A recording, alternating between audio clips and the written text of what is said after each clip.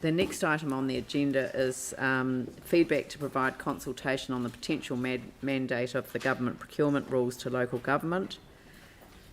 And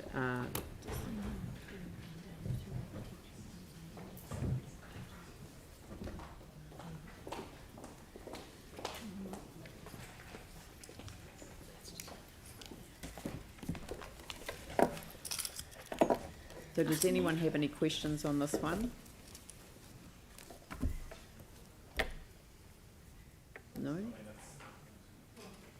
Pauline? I'm just wondering if we could get just a brief overview. I know we've got it here, but we're basically opposing... Oh, sorry. Okay.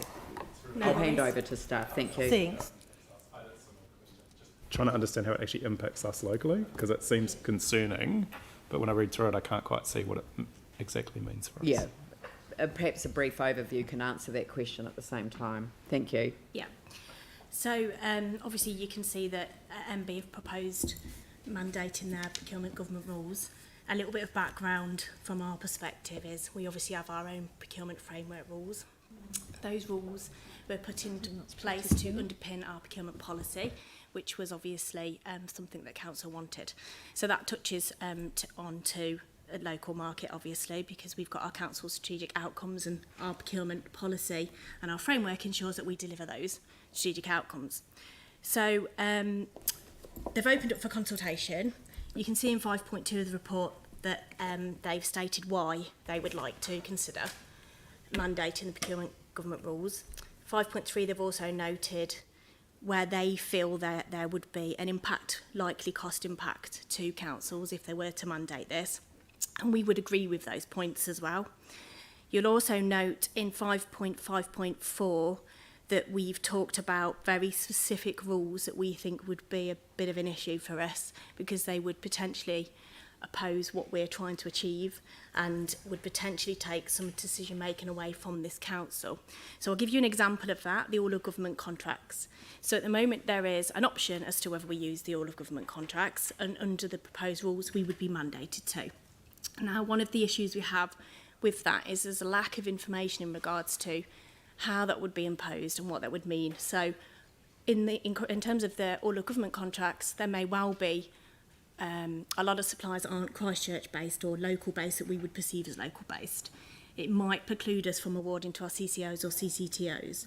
There may be it may cause a monopoly in the market, because obviously if we're going to make the whole of public sector use the same contracts, that could cause that. And also there's things around local market capacity and the capacity of the AOG. Now, I'm not saying they haven't done that analysis, but if they have, we haven't been privy to it. So there's some of our concerns. I think one of the other things to know is, as I've said, our procurement framework rules have been aligned very clearly to what we want to deliver. We've also got a really big section in our current rules around contract management, operational contract management. And you'll note in the government rules there's nothing on that. Now, the Office of the Auditor General made it very clear to us that that's really important to them, so we can't see the connection with the rules. And actually we've made leaps and bounds in that space. We've been praised by the Office of the Auditor General for that, and we wouldn't want to take a step back.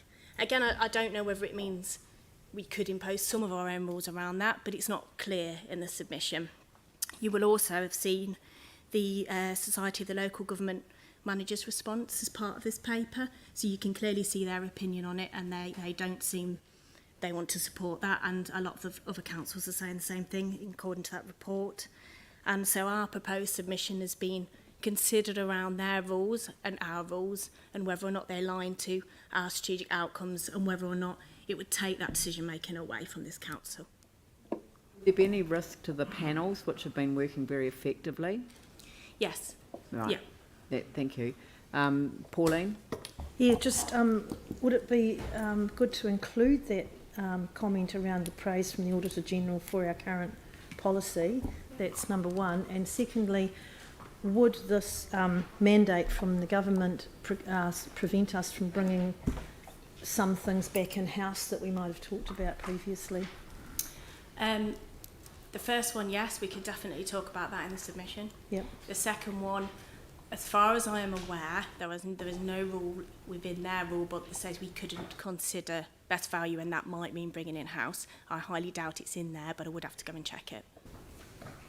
It would probably be a Yanni? process, wouldn't it? Yanni?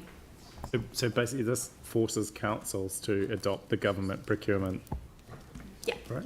entirely. Yeah. So I think in terms of submission, did we think about putting some examples? I mean, I presume this would like things like Red Bus, where we had direct negotiation with ECAN for one of the routes or for all of them, but things like that direct negotiation between CCOs and regional or local government, would that be excluded if this was to go ahead? It would be impacted. I'm Right. sure we've got our own departure processes. There probably are departure processes that they would follow, but it wouldn't be as simple when we would need certain approvals that outside of these walls that we don't currently So need. I just wondered in terms of the submission and maybe having like some tangible examples, Yeah. and I would have thought things like maybe Red Bus Yeah. is now owned, No by a problem. Canadian pension fund.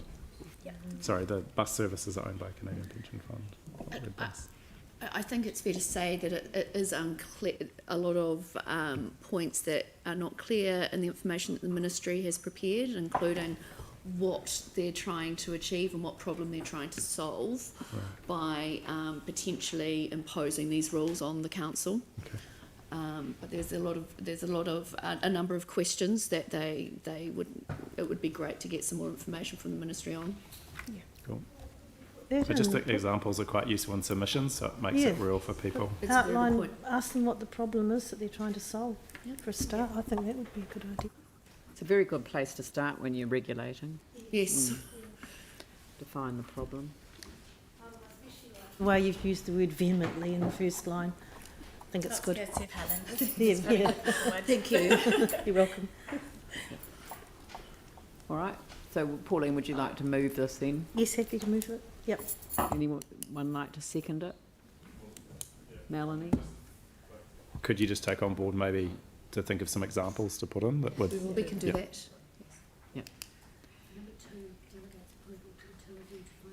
Yes, well, myself and the Chief Executive will sign off the final submissions, so we'll be looking for examples and we'll be looking for the reference to the Auditor General. oh, sorry, just one thing. Remember that closeout report we got on that skate park, which was really, really interesting around how they used someone from the Hawke's Bay, but we actually got really good competitive prices. Just a small local contractor. Really good example, I think, of what could possibly be at risk. We'll look for examples, yeah. Yeah, that would be no problem. Yeah. All right, it's been moved and seconded. Sorry, the seconder was Melanie. I'll put that motion. All those in favour say aye. Those opposed say no. That's carried. Thank you very much. Thank you. The draft